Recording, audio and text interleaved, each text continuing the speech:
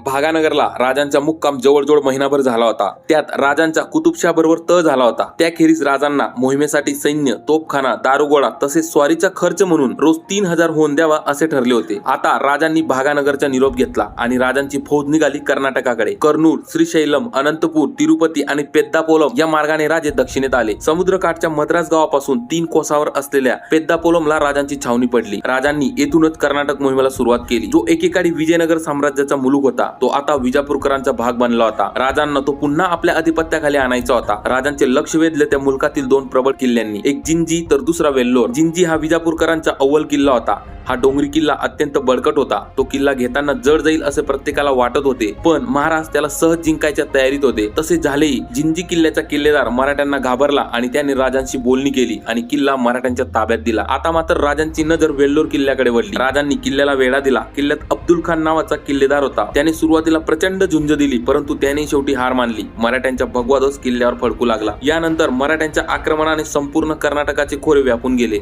अशाच आपल्या गौरवपूर्ण इतिहासाच्या माहितीसाठी चॅनलला सबस्क्राइब करायला मात्र विसरू नका।